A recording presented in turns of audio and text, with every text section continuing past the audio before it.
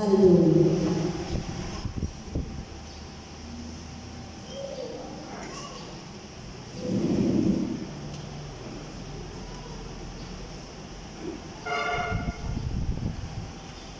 Hello. Mayong buntag, mga igsoon. O happy Sabbath. Malipayon ba nga nakasapon pa ta sa Sabbath School? Malipayon ba ang tanan? Okay, ang atong promotional karon is about sa Sabbath School improvement. Ang saon pagpalambo sa atong Sabbath School. Maghatag ta pagpadasig sa atong isig ka ingon para sa pagsimba, pagpalambo sa pagsimba sa atong buhing Diyos. But before that, ako sa ihangyo ang tanan sa pagtubo sa atong naulo, aron sa pagtubo. Let us pray. Napigamahan Diyos, salamat sa inyong hatag, kanyang kanamo karon. Alang sa pagtuog sa inyong mga pulong. Gayay kami sa inyong balang Espiritu, magiging tanan, among matunan, o makahatag sa dugang kahibalo kanamo sa pagtuog sa inyong pulong. Ikaw ang panalangin karang tanan, o magpasaylo sa among masala. Among pinutugan sa ngalan ni Jesus. Amen. Alang sa pagpadayon, when we say Sabbath School improvement, kung saan na atong i-improve ani? Atong ipalambo or atong palambuon ang Sabbath School. So, pero asa man mag-start ang paglambo? So, mag-start kini pinaagi sa atong kaugalingon. So, sa atong sarili. Hindi magsugod makahatag kita pagpadasig. Kaya saan na nato tabang sa Sabbath School, kita mismo, dili ka, wala pa ta na-improve mismo sa atong kaugalingon. So, kita kinahanglan yun na atong sugdan sa atong kaugalingon. Nakoy ihatag na tulong ka reason, kulang ta sa pag-involve, kulang ang atong kadasigon sa buluhaton sa Ginoo. Naitulong ka reason. Sa women's, unsa gani man sa women's kani team or unsa man sa women's ba get involved.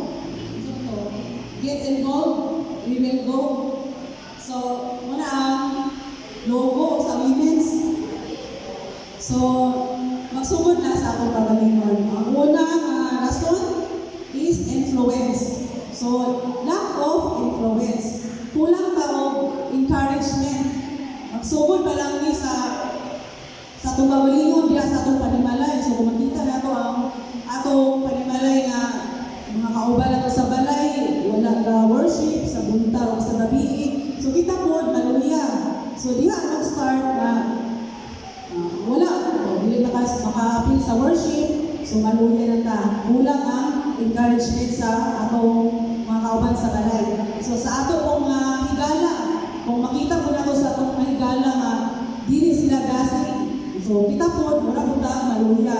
So, kinanglan na ito, ipiligon at atong mga mahigala na madasig sa ito, kita na ito na, dasig sila. So, kita po, wala po ta patakdan sa ilang kadasigon. Kaya, di ba, ato aim is madasig yung tahantod sa pagabot sa Ginoo. Sa 12 disciples gani, ang influencer nila is si Jesus. So kita po, magtanaw ka, isa-isa lang katao sa atong palibot na dasig siya pagkatao. So kita po, madasig po ta, maawat ta sa ilahan. Ang ikaduhang rason is lack of appetite. When we say appetite, so ito mauna-una pagkaon. Pero nagyapon tayo lack of appetite sa atong pagpangalagad. Makonect ni siya sa atong kanabitaw wala tayo gana, makita kanang sa pressure, kaka-pressure ta sama sa trabaho. Dugay ta makauli, kanang mga trabahante, dugay makauli o burning sa gabi. So, pag-auman na, kapuya na sila bangon sa'yo, so maliit na pagkabuntag, so nawala na ang gana kay tungkol sa work. Then, moto sa family po, dugay mo lihok, inibuntag, matakdan po ka, mo sa simbahan. Sa eskwelahan po, ang uban ay mga klase ng Sabado na exam. So, hindi na makafocus. Alam mo na ano ba yung klase na so, ang uban na makasimba. Muna siya ma-pressure ta. So, malimot na ta nga, nag-improve na sa gawas, pero ang atong kaugalingon, dili sa sunod, wala ka na-improve sa atong spiritual aspect. So, ato ni pilion na asa man yun ta, sa mga estudyante, no, say pilion nato ang sa spiritual aspect or sa worldly aspect. So, dapat kita ang uban nalit sa divine na musulod. Ang una-una, okay ra, malit, basta makasunod lang sa divine. Pero ato na, kontrohon. Ang uban po, lack of appetite, kaya kita ang uban, dili na maka-apply sa fellowship, nakapuyan ko ato sa fellowship, kay layo or init. So, makawala, isa ko na sa mahinay-hinay na makawala tao gana sa pagsimba. Dito maka-apply sa crusade, yun ay kusada. So, napuntay, kaya pong dili pagbasa sa Bible, hinay-hinay po na makawala sa atong gana. So, ato yung batasanon na sa isang adlaw, makabasa dito ang Bible.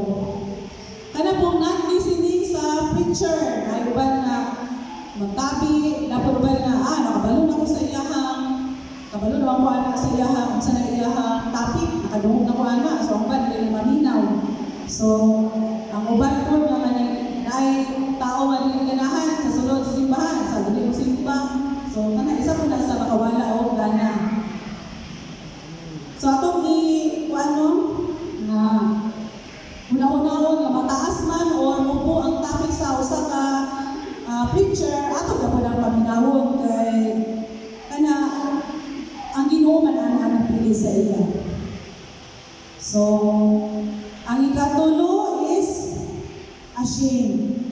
Kung saan itong una, nakadumdum mo sa unang lesson, gawanan tao kuan, hindi ta mag-involve. Kung sa itong una, Lack of influence, second, kung saan ito, lack of appetite. So, ang third is ashamed. Anong ma-ashamed ng ta? Asa ng ta? Naulaw. So, ang uban, maulaw o spread sa good news. Maulaw pa makita sa uban na nasiguro yung uban ng mga batanong tungkol sa preparation, maulaw makita masimba, maulaw magdala ang Bible. Isa may dalang Bible karon. Daghan ba nagdadag hapon? Uban kay malaang at bread na lang dala. Cellphone. So, hindi na ito yung kaulaw. Unsa ang ako imagination kay para dili sa tayo kaulaw sa Ginoo. So, kinahanglan bisa simple lang kayo. Kinahanglan dili ka atong una-una master na makuha sa iya ha. Ako, doktor, sa kanadiya, engineer, ako master naman ko sa iya sa Bible. So, dili na ito nahunahon mas maayo pa ka sa uban. So, naay mga solution na atong buhaton para kaning tulo ang mga aspect, dili nato ni mahinay-hinay nato ni o kawala na aron ma-involve ka sa buhat sa Ginoo. Number one nato buhaton is look for someone na maka-influence sa imo inside the church o sa panimalay. Katong good influence ha. So, magtanong ka bisan dili sa simbahan, sa isa lang katao nga kaning dasig. Nalapay tanaw na isa lang yun na kanya siya dasig na siya sa bunsa problema. Dasig gihapon siya padayon kay siya sa pagsimba. So kana atong himuon nga kaning awaton bitaw nato para ma-encourage ka. So, ang sunod is read, listen, and share experience sa God's Word. So, atong i-share ang experience sa God's Word. Karon, dali naman kayo na mga share, pinagi sa social media. Atong gamiton ang social media na makaspread daw words of God. Nalang tayo magbasa mga verse So ang uban makabasa, dili kita mga STA, makabasa sila, na-encourage din sila. So sa ingana nga simple nga kaning simple lang ang ministry, makatabang ta sa uban na nadagit ibang bati, na mga problema. So makabasa sila sa Facebook, na sila basahan na share. Madasig sila sa ilang kaugalingon na dapat nila ay pag-asa sa ilang problema. So, sa una kay bitaw manghatag ang mga baganon diri og kanang mga gagmay lang ang kaning mga papel ipanghatag sa mga membro. Bisag isulti lang dito ang Jesus loves you or kaning mga verse na makapalipay bitaw makapalasa sa usa-usa. Simple act of ministry na gihapon na. So, ang ikatulo is be proud that you are in God's work. Atong ipakita sa uban na proud ta nata sa Yunani, nata sa Seventh-day Adventist na pagtulungan. So, aron pag-abot sa panahon, dili tayo deny sa atong Ginoo. So, maulang di ang akong may share na kaigsunan na mag-improve muna ang atong kaugalingon.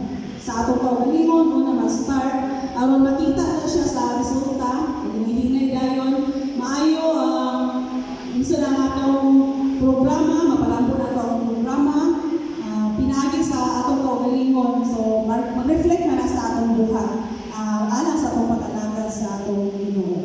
So, ang Diyos, magpapanalangin ka na ng tanan o happy Sabbath.